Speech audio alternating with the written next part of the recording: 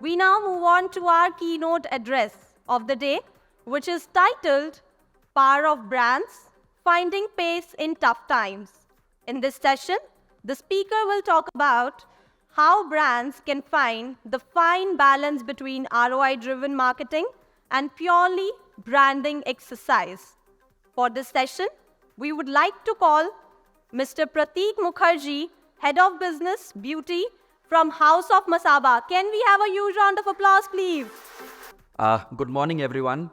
It's quite exciting to see so many of you in the room at 10:30. I was telling somebody that considering the traffic, especially for those coming from suburbs, I was pleasantly surprised to see this room full of energy and all of you here. I'm Pratik. I'm currently part of the Aditya Birla Group. What I do is I lead the business for ethnic division, which is a set of designer brands. And currently I'm the head of business for House of Masaba, which is a label by famous designer Masaba Gupta, which plays in fashion and beauty and a few more exciting categories in coming days. As far as my brief introduction is concerned, started my career in FMCG. I was in Mumbai with Procter & Gamble for the first half of my career, working on various brands, post which I transitioned to the exciting world of startups, some of them being Urban Company and Honasa Consumer, parent of Mama Earth. And after those stints, I'm back in Bombay. And like I said, I lead the business for House of Masaba. I would like to thank the organizers, Financial Express, Brandwagon team, for giving me this amazing opportunity to open the day and share my thoughts on the very, I would say, debatable, controversial, and very exciting topic of how do you navigate in these times. As Sanjay already said, I would say these are not tough times. For me, the way I would say is this is BAU, this is business as usual. And if you keep the black swan events like COVID away, this is how I think business is going to be for the foreseeable future. And for everybody in this room, for everybody, every fellow colleague of mine, I think, we all have to adapt to the new way of looking at consumer, brand, marketing, and business overall. So what I'm going to do over the next few minutes is share my nuggets of learnings that I've accumulated over my career. None of this is cast in stone. We all have charted our own paths to be here where we are. And I would just like to share these in a more of a freewheeling manner to kick off the exciting day that lies ahead. First and foremost, the one learning that I have learned in my life is what I say is don't discount the storytelling. What I mean by that is it's very easy to get caught up in the in the speed of catching up on sales and run offers after offer, be it your e-commerce channels, be it your own website, or be it your quintessential offline trade. But please remember that over time, consumers buy into a brand proposition. They buy into the why of why the brand exists. It needs to resonate with them. It needs to sort of have some kind of functional or emotional connect in their life. So don't discount the storytelling. There will be cycles, there will be months or quarters. All of us are just coming out of a heavy Diwali and Durga Puja season, where I think most of us in the room had to run certain sales activities. But try and balance it out over the course of the time. As I said, I currently work on House of Masaba. We have a new brand called Love Child by Masaba, which is our beauty brand. It's very important for me and my team to tell the consumer why Love Child, why does it exist? Love Child exists to offer makeup products suited for Indian skin tone. That's the first message the consumer needs to understand. After that, you need to tell them that why we have the right product for this month or this festive period. And then, of course, to convert, you may have to discount or give an offer. But just remember that this sequence of messaging and storytelling is what's going to set your brand apart than the other brands in the times to come. I keep discussing this with some of my colleagues in the industry, in e-commerce, in Nykaa, in Tira, and some of the other companies, that while in the last 10 years, a lot of new age brands have come up. We all know about the companies which have already gone public or are at least unicorn or reaching that stage. But where are the brands? If we still have to count the top 5 brands or run a quintessential consumer survey, I won't be surprised if it's still the older brands that we have grown up on when we were younger. Those will still dominate the top of mind recall or unaided awareness. And it's stemming from this whole phenomenon of discounting the storytelling and trying to get your sales number, which is called lower funnel in technical terms, and not taking care of the top of the funnel. So every CMO, every CBO, every head of business or CEO in this room, for me, one big takeaway or message to all of you would be that find the right balance. There is no right or wrong answer. The balance will be different for fashion, for beauty, for FMCG, for finance, for each and every sector. But work with your team to find that balance. That's the first point that I wanted to say. The second point is do enough to keep the lights on and pay your next bill. I think the 2 points may look contrarian, but I feel they go hand in hand. Marketing the way we used to know in 2010 to what it is now has evolved dramatically. The touch points which would give you scale, which would give you reach, then and now are remarkably different. So please adapt, learn fast, fail fast, and move with the times.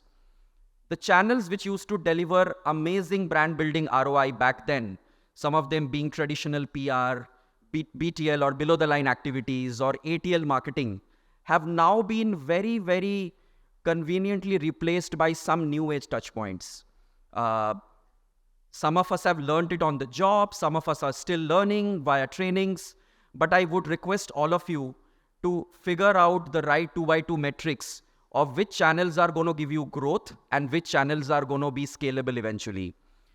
Please ensure that you invest in the low-hanging opportunities in tough times especially, or when you're especially working on a small brand, which you have to create from 0 to 1.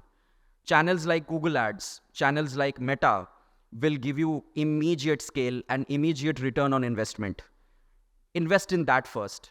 While you do that, parallelly build your muscle on SEO, on content, or on social.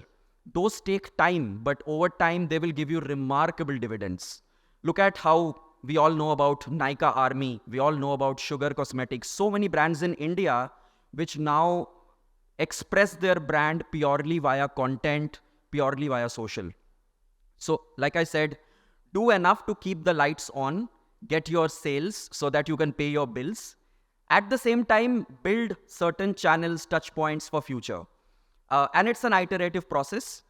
I have seen enough cycles to tell you what will work for a brand A in this room will not work for brand B and vice versa, even though people may say there is a playbook. So that's the second point. Third, very, very pertinent, especially if you are on a young brand. See, what happens on a big brand is you already have a running P&L. You have a high revenue, probably in triple-digit CR. Then you can have a steady advertising spend, as we call A2S. You can have a 10 to 12% as per industry standard already earmarked for you.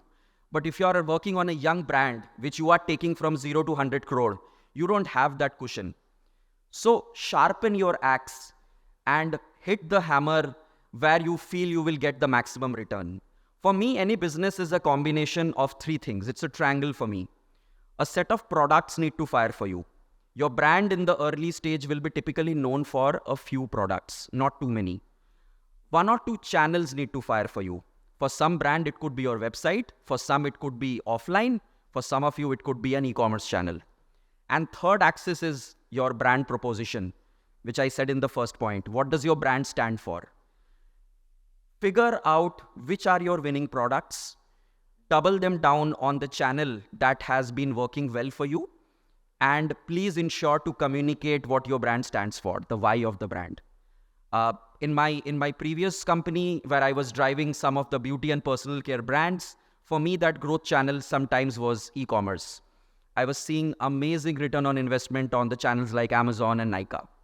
In my current role, I'm seeing amazing returns on Instagram and on my own website, even though both the brands or both the set of brands are from the same industry. And I'm just trying to drive the point that there is going to be no playbook. You'll have to learn your way through it. But please sharpen your axe with your team and figure out that right triangle that works for you. The last piece, which I think is a age-old wisdom that I received from my first mentor when I started my career, is in tough times, double down on listening to consumers and customers. You will be left, or you will find surprising growth levers which otherwise you would not have ever imagined or ever thought of. To elucidate this point, I'll give you an example. As I mentioned to some of you, I was part of the early journey at Urban Clap, which is now called Urban Company. It's probably now the world's largest at-home services company. We had a bunch of services pre-pandemic. We were primarily, as many of you in the room would know, we were into home services, repairs, and we were also into beauty at home, which was primarily female-focused. During the tough pandemic time, some of us team members spoke to consumers, and we figured out that even men need haircut at home because the salons were shut for a long, considerable period of time. One thing led to the other. We did a pilot in Delhi. We were headquartered out of there, and the rest is history. Men's grooming today is one of the largest services on the platform, catering to a lot of men at scale, providing standardized services of men's grooming. This service was never on the investor deck or on the initial vision deck when the company started. 2019 to 21 is the period when this service, cleaning at home, sanitization, which became a big need of the hour for every household, those services picked up. And to our surprise, they never tapered down post-pandemic as well. Men liked the comfort of sitting at their home on a Sunday, not having to step out and get a haircut done in a standardized, customized fashion. And the repeat behavior continued over the years, even now as we speak. So the point I'm trying to say is sometimes when we look at tough times, we have to look at it from a different perspective. Tough times make us better entrepreneurs, better marketeers, better business leaders. We understand newer habit shifts that are happening, newer media behaviors that are emerging, and we work accordingly to build a more stronger, stable business. Most of the companies that I know came out of those tough times much stronger and better, with a much more robust digital marketing armory, with better consumer insights, better portfolio of products and services.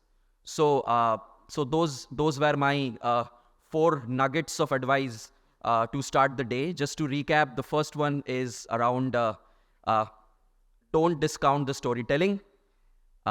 Second is do the right things to keep your lights on and you are able to pay your bills. Third is always use these opportunities to sharpen your axe and double down on products that fire for you, in channels that work for you, with a strong brand narrative. And last but not the least, build muscle for the future of your organization, of your business, by doubling down on consumers, channels, customers, and partners, to build a stronger next decade of growth for yourself. So that's all from my side. All the best to all of you in this room. I look forward to interacting with you during the course of the day. Thank you. Thank you so much.